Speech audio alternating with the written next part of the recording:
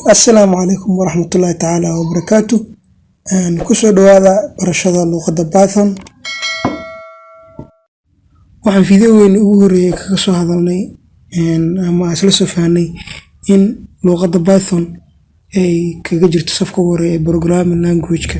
Sidoo kale waxaa ka soo hadalnay waa luqad ay fududahay inaad ku muujisid layman yaro kooban markii la barbar dhigo luqadaha kale. Marka intaana Python si qoto dheer u gelin waxaan rabnaa inaan soo ogaano wax yaro kooban what is programming. Programming is a process of creating of a set instruction that tell computers how to perform a task. Waa qaab loogu sheego computerka wuxuu qaban lahaa iyo siduu qaban lahaa. Haddii aan rabo qof wax inaan u sheego ama aan rabo inaan isfahno waa inay jirtaa luqad aan isku fahmayno ama aan isla fahmayno. Marka badanaa dadku waxay isku fahmaan luqadiina waa inay isla fahmayaan labada dhinac siday u wada xiriiraan. Computerkana sidoo kale sida ugu sheego amaradii hadday qixninkan ka soo hadlaynay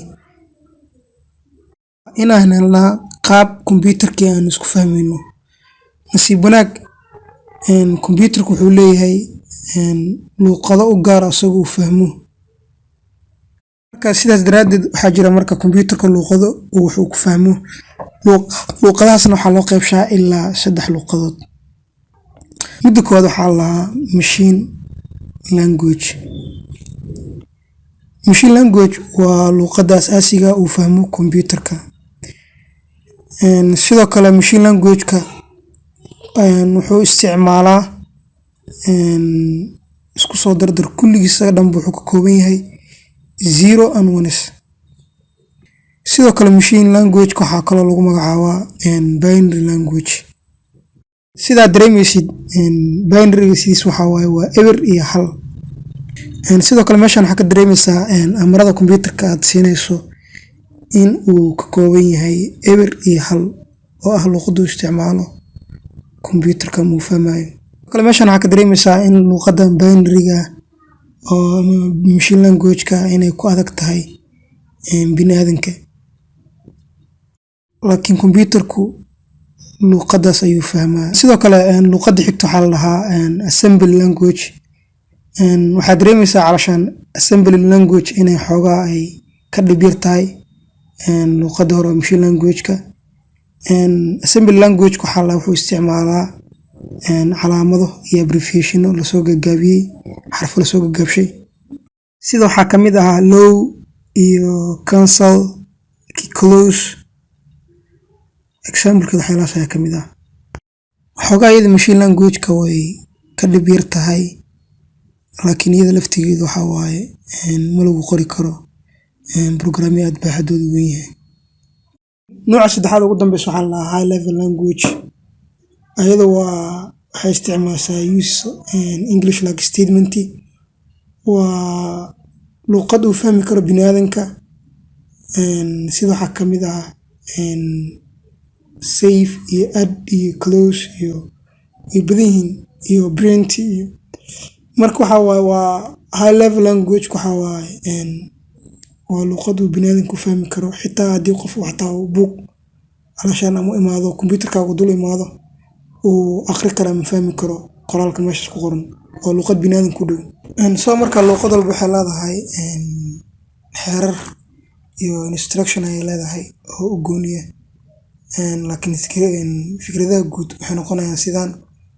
Marka 3 luqadood uu computerku fahmo waxaa ka mid ah waxay kala yihiin sidaan machine language iyo assembly language iyo high level language.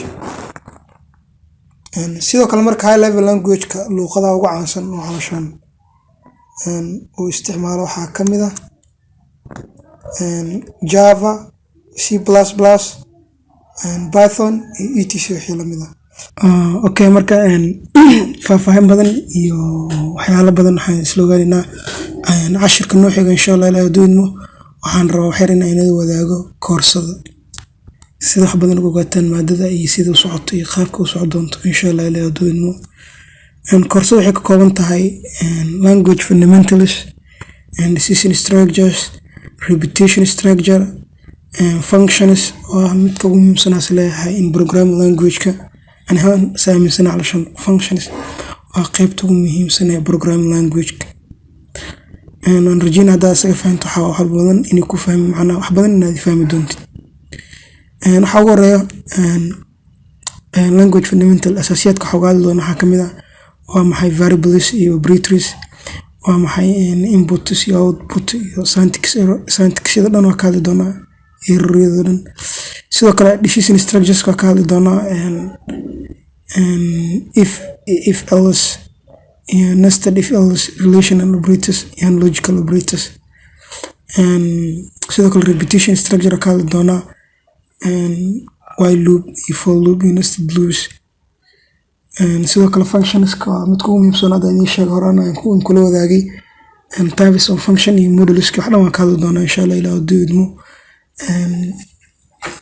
koorsada si free waxa uga daawanaysaan channel-keena ku xirantiin Jacfar Bro. waxaan rajaynaynaa ka faa'iideysan doontaan insha Allah ilaa doodmo.